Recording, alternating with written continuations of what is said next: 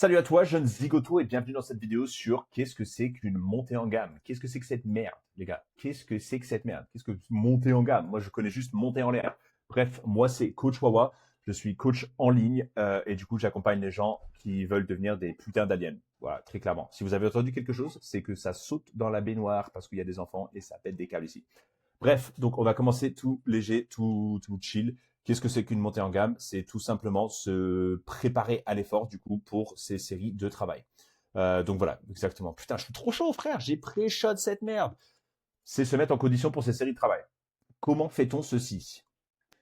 Tout simple. Déjà, on fait un échauffement corporel. Ça veut dire qu'on se chauffe. Tapis, vélo, elliptique, peu importe ce que toi tu aimes, ce qui te fait monter la température corporelle. Si tu marches à la salle, ben parfait, top tier, t'arrives là-bas, t'es chaud, t'es ready to go. Bam, bam, bam, on est chaud. 5 à 10 minutes, intense, mais pas trop intense, mais suffisamment intense pour te préparer à l'effort.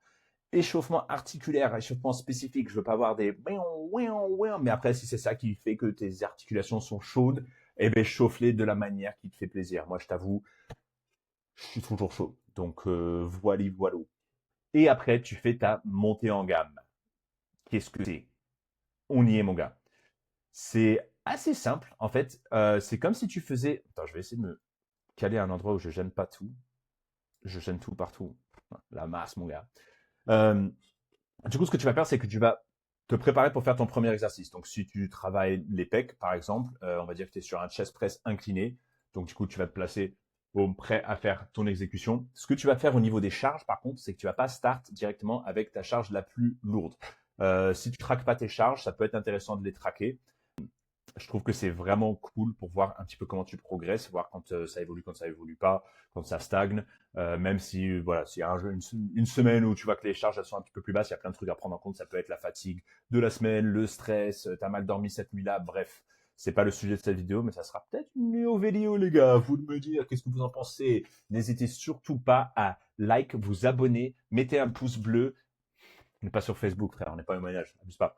Du coup, tu fais comme si tu allais faire ta série effective. Sauf que tu vas commencer un peu plus léger. Donc, on va dire, ta charge de travail maximale, elle est à 100 kg. La semaine dernière, tu avais fait 97,5. OK?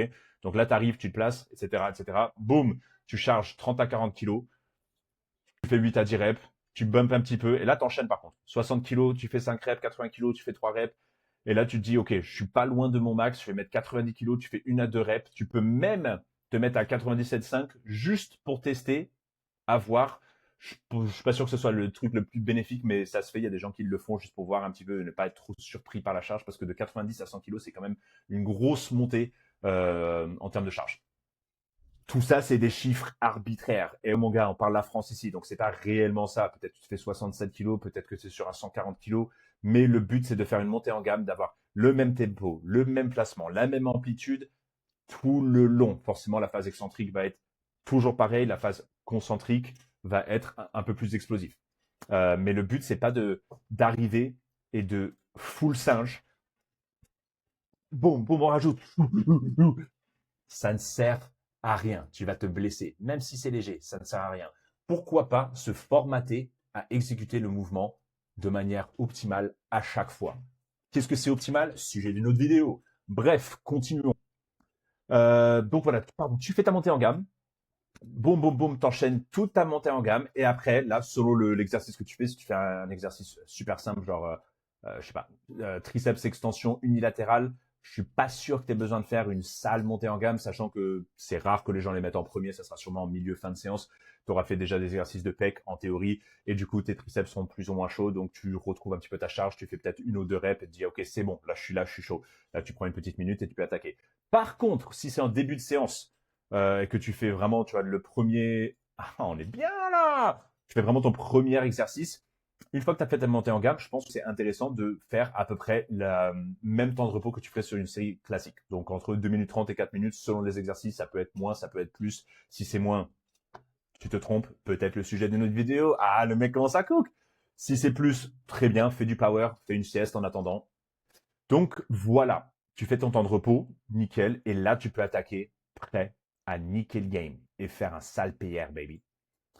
Donc, avec ces tips, le succès est garanti, mon gars. Top 1. Mais comment tu veux échouer avec des informations de telle qualité. Tu ne peux pas. Donc voilà mon gars, si jamais tu es prêt, et non c'est pas si jamais tu es prêt frère, tout le monde est prêt. T'es prêt à passer le cap? Est-ce que tu veux devenir un putain d'alien avec les top tier connaissances, le truc le plus opti, qui est adapté à toi, qui te correspond? C'est exactement ce que je fais. C'est ce que je mets en place avec tous mes clients.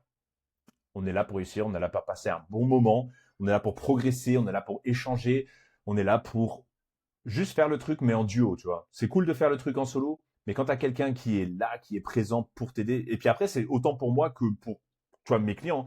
Euh, je peux pas vivre sans eux. Tu vois, moi, ça me fait toujours plaisir de help. Donc, même si tu veux pas un coaching, on s'en bat les couilles, frère. Envoie-moi un message quand même pour discuter. Je te donne une ligne directrice. On passe un bon moment.